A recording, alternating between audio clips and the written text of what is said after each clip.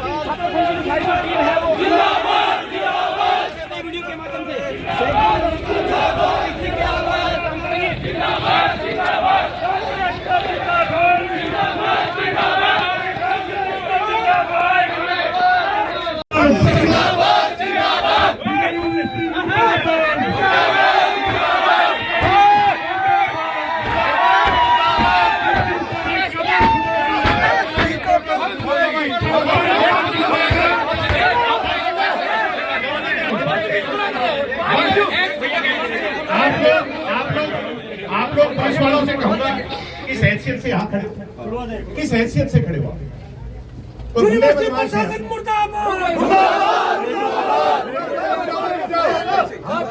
बदमाश हैं, मवाली हैं, कोई क्रिमिनल्स हैं, किस हैसियत से खड़े हो? सब स्टूडेंट हैं, किसी से बात करनी, दरवाजा खोलो।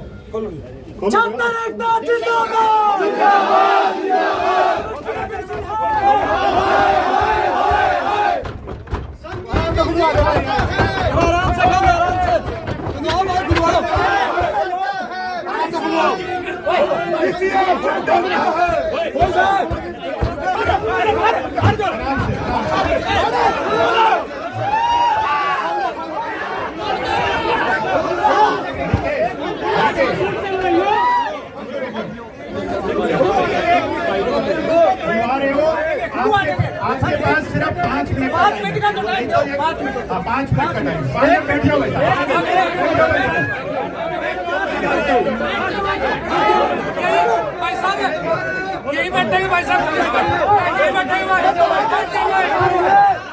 कि आरएसएस का कोई कार्यक्रम होता है, बीजेपी के लोगों का कोई कार्यक्रम होता है, मुख्यमंत्री का कार्यक्रम होता है, उन्हें मुफ्त में यहाँ परमिशन दी जाती है।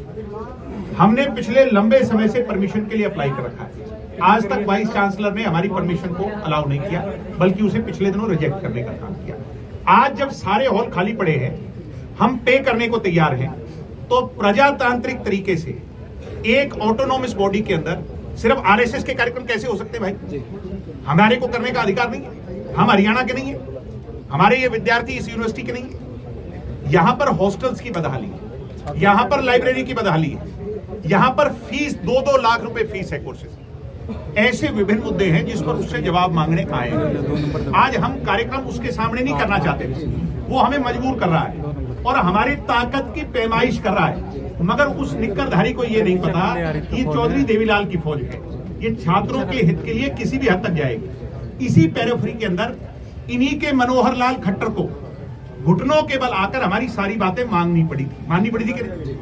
आज ये जो बातें हरियाणा की हैं, छात्रों की है, विद्यार्थियों की है, हम सब विद्यार्थी उससे जवाब मांगने आए हैं और अपनी आवाज को उठाने आए हैं। अगर आरएसएस के निक्करशाही लोग यहां पर आकर अपनी आवाज उठा सकते हैं, तो चौधरी देवीलाल जिसने हरियाणा का निर्माण किया, उनकी फौज का अधिकार तो आरएसएस से 100 गुना पहले है।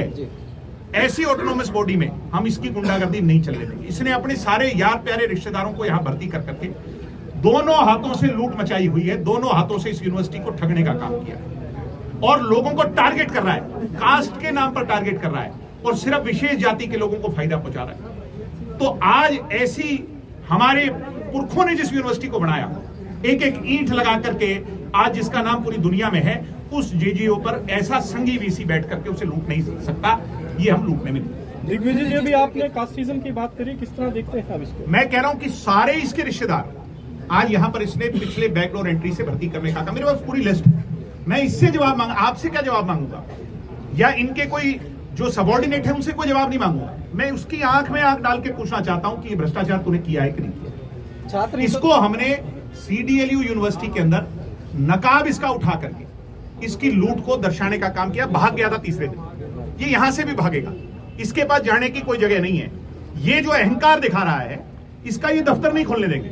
जब तक ये हमारे से बात नहीं करेगा, हम यहीं पर बैठे हैं, यहीं आएगा, हमारे से बात करेगा, जवाब देगा और चला। दिग्विजय, जिस तरीके से मान लो छात्र हितों की कोई समस्या भी है, वो एक संवाद के माध्यम से सुलझाई जा सकती है। हम छात्र हैं, पीसफुल प्रोटेस्ट करने यहाँ पर आए हुए हैं, हमारा डेमोक्रेटिक राइट है, फंडामेंटल अधिकार है। लेकिन वो क्यों और समय नहीं दे रहे हैं? दरवाजा बंद कर रहा है, मेन डोर पर पुलिस को लगा रहा है। अरे शर्म तो तब आ गई, यहाँ पर आपको कोई गर्ल स्टूडेंट दिख रही है? हमने प्रोटेस्ट में किसी गर्ल स्टूडेंट को आगे नहीं किया।